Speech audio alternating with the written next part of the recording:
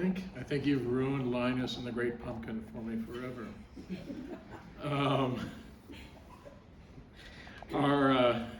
Our second reader this evening is Abby Walter, and I'm just going to start in on this. Magical realism is a genre of literature that depicts the real world as having an undercurrent of magic. A work of magical realism is still grounded in the real world, but fantastical elements are considered normal in this grounded world. When we had our initial meeting about her thesis, Abby told me she wanted to write a collection of stories in the genre of magical realism. And over the spring semester, I had her read a number of authors who write and have written various sorts of magical realism, and Abby introduced me to Japanese authors who write in this genre. It has been an exhilarating experience for what will likely be the last BFA thesis I will direct. Abby's stories, in the best tradition of magical realism, allow us to reimagine the world and the nature of our lives in it. And they do so with sentences that shimmer with clarity and astonish us.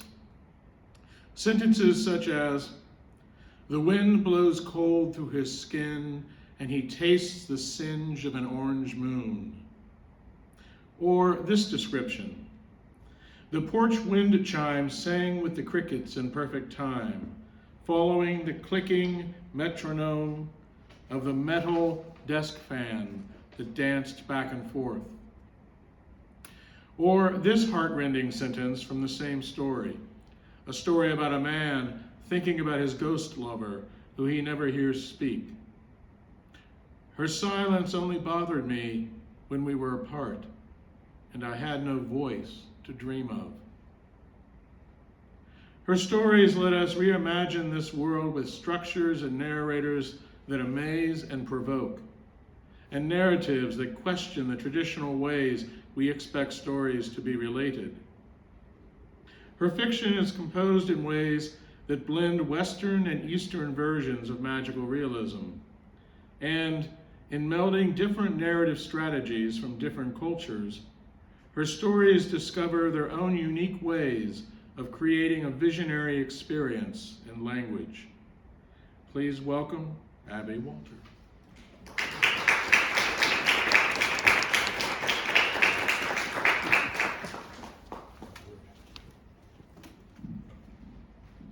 First, thank you so much for the flattering introduction. Can everyone hear me okay? I'm told that I read quietly. Okay. All right, so I'll be reading a story from my thesis that I have recently entirely rewritten. I first composed it for Amy's fiction class 212. I think it was 212, but I have since gone back through it, and instead of making edits, I just wrote the entire thing over again. So it's kind of recent and kind of not recent. Where guinea hens go to hide their eggs. The sheets are damp with sweat. Through the drawn blinds, bars of pink and orange light squeeze and plaster the walls. Under a thin sheet, a large lump in the bed turns, oblivious to the colors playing around him. The small fan on his desk sings and turns dutifully to fight the heat, but it won't be enough. It will be a day that could boil eggs. The sun isn't quite up yet.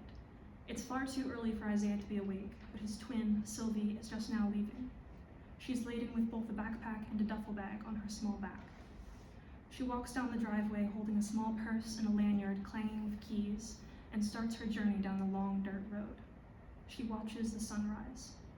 It fills the sky with the bright glory of fire and paints the surrounding farmland with orange birdsong.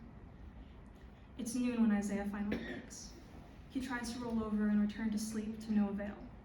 A thick gel of humidity coats everything in the room. It's a wonder his desk fan still moves through it. Peeling himself from the bed, he rubs his eyes and dresses for his day. His choices are haphazard and slow. As he changes out of his sticky t-shirt, he hears the screen door in the other room snap shut, bouncing a few times before settling into its latch. When Isaiah leaves his room with a deflated backpack in his hand, he makes for the kitchen. His plans to scavenge for snacks are interrupted by his sister, who's pouring the contents of her own pockets onto the counter. Even now in summer, pens, highlighters, and note cards fall from her hands and scatter, plastic floating across the countertop. Isaiah opens the door of the refrigerator and surveys the shelves. "Did you take the last Gatorade?" he asks Sylvie. The sleep hasn't yet left his voice. "I took it this morning. I was saving that." He shoots her a pointed look over his shoulder. "You should have gotten up earlier," she says. He slams the refrigerator door and glass containers rattle inside. "Hey, watch it, don't break anything," Sylvie calls. But Isaiah is already leaving. The screen door smacks behind him, echoing through the kitchen. He thinks nothing of it, only slipping on his backpack, which is now mostly decorative. He starts on the same path Sylvie had that morning, but the sky is now cloudless and unbearably blue. The heat is constant and heavy, but Isaiah is relieved from it somewhat when he turns onto a trail leading into the woods. He knows this route by heart. He used to run these trails with Sylvie when the two of them were younger. They'd chase and be chased, finding every hiding spot in and around the surrounding fields, and map the whole area on sheets of printer papers taped together. Soon enough, coming out of the woods, he reaches the last leg of his commute. He begins crossing an abandoned field, the one most thoroughly explored by the siblings. At the far end of it stands a barn blackened with age and leaning. The black barn, so cleverly named by the two children, is a fixture in his landscape that is overrun with all kinds of vagrants. Bats, mice, and guinea fowl haunt the place. It was once the perfect playhouse for these twins, set on play-acting epics, but now it's become Isaiah's private retreat. The guinea fowl that roam the perimeter probably belonged once to the farmers who owned the barn. They abandoned them in it, maybe for laying their eggs in the fields or for terrorizing the chickens, most likely for the noise. Regardless, they make their home out here at the edge of the forest with the crumbling wood and the weeds. In the barn, Isaiah climbs to the loft, his lair. There's a low, wide table in the center, made from a collection of stumps that he and Sylvie had once hoisted up incrementally. He throws his backpack onto the dry rotting hay, sidesteps some scattered bat droppings, and approaches his project with reverence. On the stump table is a model city made of Legos. The city has a river in the middle of it and is made of all sorts of buildings: temples, houses, laboratories, libraries. Currently, the largest structure is on the very end of town, a half-finished replica of Notre Dame. This Notre Dame is not the real Notre Dame. Rather, it's what Isaiah, who has never bothered to look at a photo, thinks Notre Dame looks like. He doesn't think about this as he interlocks each brick with its predecessors, but somewhere deep within him, he knows it's a Notre Dame from a perfect world. It's what the cathedral would look like if parents didn't leave children behind like wild guineas. As the sun hugs the horizon closer and closer, pulling the blanket daylight around itself, Isaiah descends from the dark loft. He smells like hay. The guinea hens coo to comfort each other in the night. Some hide in the rafters of the barn, others perch atop branches spilling over the tree line. When Isaiah arrives home again, there's a car idling in the driveway. Old pop music leaks out from it, and the headlights, so close, send yellow light bouncing loudly off the blind garage door. He walks between the garage and these headlights, but the woman in the driver's seat is focused on the letter or paperwork she holds in her hand. She doesn't notice her son slipping by. When the screen door crashes behind Isaiah, Sylvie looks up from her stack of books on the table. "Mom home yet?" she asks him. "Yeah, she's out in the car." "Okay." She clears the table of her pens and notepads, placing them neatly into her backpack. Isaiah retreats into his room, unpacking his nearly empty bag. When he comes back out to the kitchen, he sees that his mom has come in. She and Sylvie stand around the table, dissecting takeout bags. Isaiah goes to join them, only half listening to their conversation about Sylvie's schoolwork and sports. He picks some of the food from the bag carcasses and sits to enjoy his lukewarm burger. "So anyway, Mom," Sylvie says, "what time do you think you'll be here tomorrow?" "Probably 7 or 8, their mother tells her. "Oh, so you're not driving me to the swim meet?" "What swim meet?" "The one in Benborough?" "Wait, is that tomorrow, already?"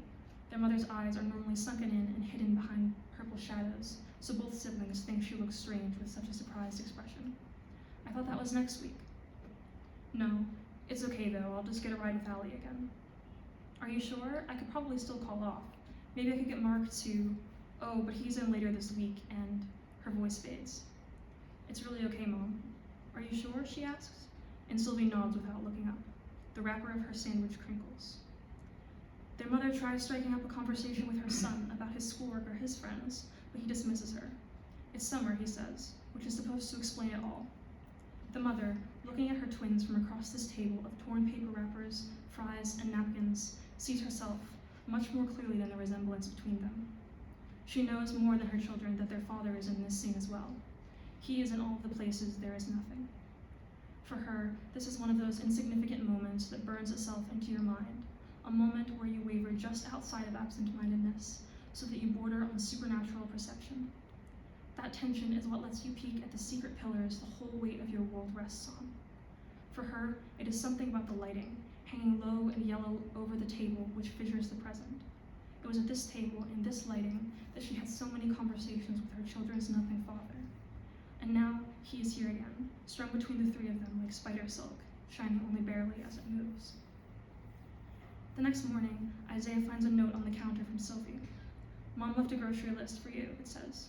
I'm going to Allie's. I'll be back tonight. Beside the note is a pair of folded bills that Isaiah slips into his pocket with the list. Outside, rainwater falls off their tin roof. It collects in a bubbly, dirty moat around the house. Miniature lakes pool in abandoned and overturned flower pots by the porch. The grass and weeds bounce under the weight of each raindrop. There's a rhythm to it. The rain sounds like a hum or a buzz to the untrained ear, but any of the snails or June bugs will tell you that every blip and plink is delivered with intention. Isaiah sloshes through the yard in borrowed rain gear. Fingering the bills in his pocket, he enters the woods in his mother's raincoat. It has flowers on the hems and a pink collar. He also wears her boots, which match the coat's yellow perfectly. On the way through the open fields, he pulls his hood against the wind to keep it in place. In the rain, the black barn is even darker than black.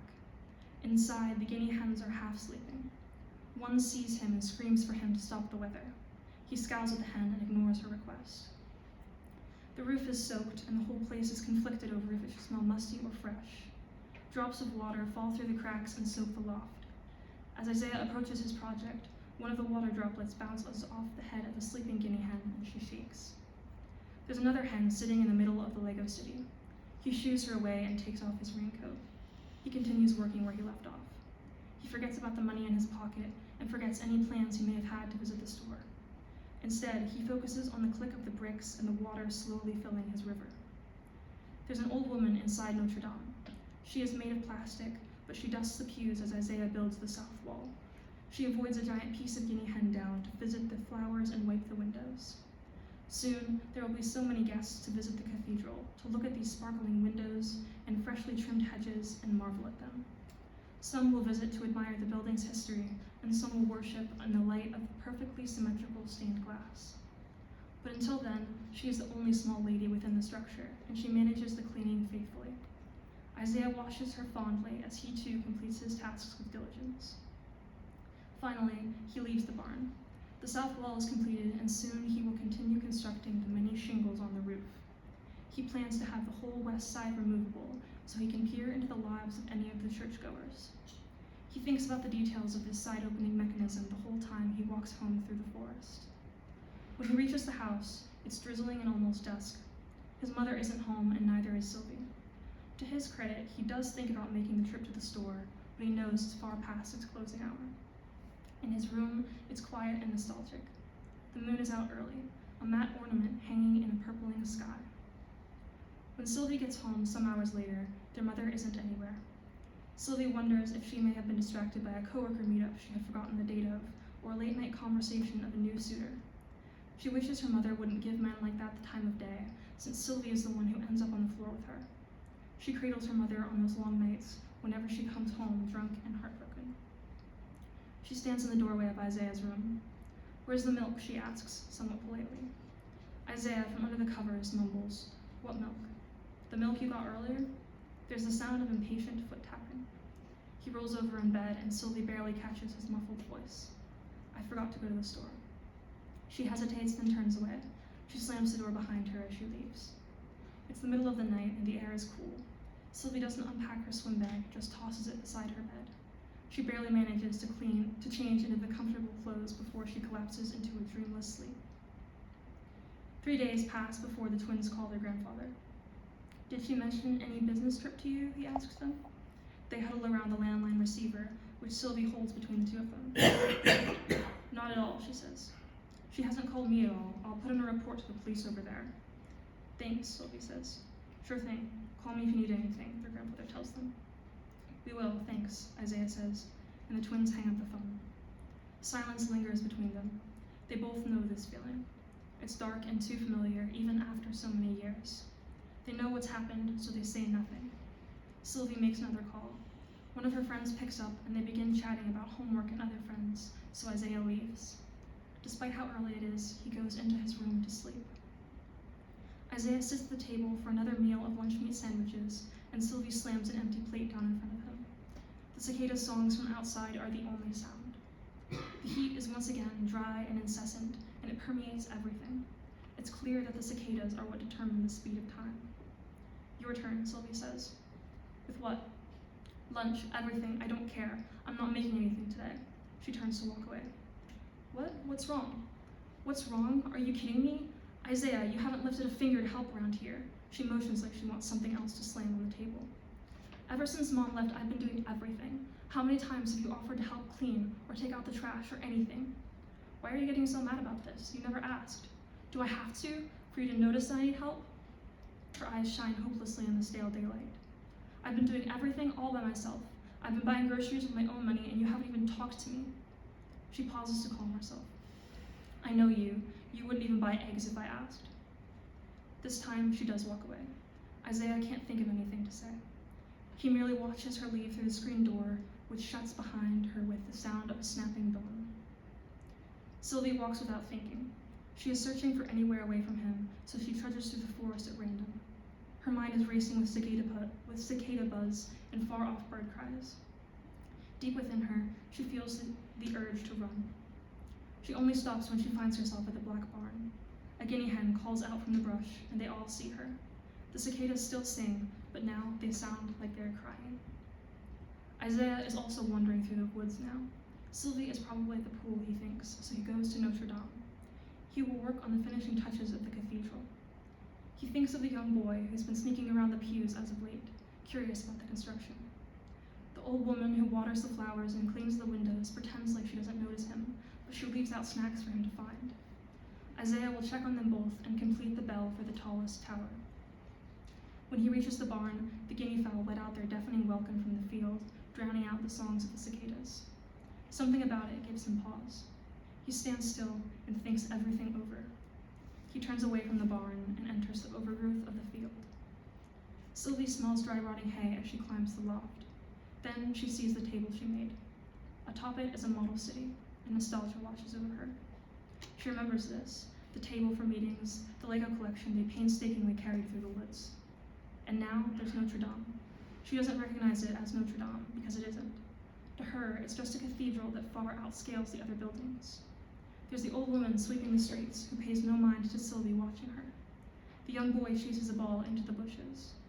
The central stained glass window depicts a guinea hen on a rock with light shining behind her. Sylvie marvels at the building until she notices what's at the center of the town. It's the home she built. It's pathetic next to the Notre Dame, but her house is the very heart of the city. Horses roam in the yard, and a duck circles a small koi pond. There's a groundskeeper on his break with shears in hand who drinks lemonade on the patio. Sylvie reaches down and touches with her forefinger a flower she'd once placed in the yard. She rushes down from the loft and out of the barn, and then stops in her tracks. She sees her brother kneeling in the field of weeds. The guinea hens yell, and the twins' eyes meet. They both feel surprised for a moment, but it's quickly dispelled. Seeing each other here feels too natural. It's as if they had known the whole time that the other would be here. Without speaking, Sylvie asks what he's doing. I'm looking for guinea eggs, he says. Around them, the cicadas sing to the empty blue sky. The guinea hens roam peacefully. One sits on the roof of the barn. Somewhere far away, a much smaller bird lands on the tower of the real Notre Dame for her very first time. But here, just inside this barn, the unfinished, ideal Notre Dame has only the lone guinea hen on a rock in its stained glass window. The guinea hen on the roof cries out, and this empty sky, which belongs to the perfect Notre Dame, turns to hear her. Thank you.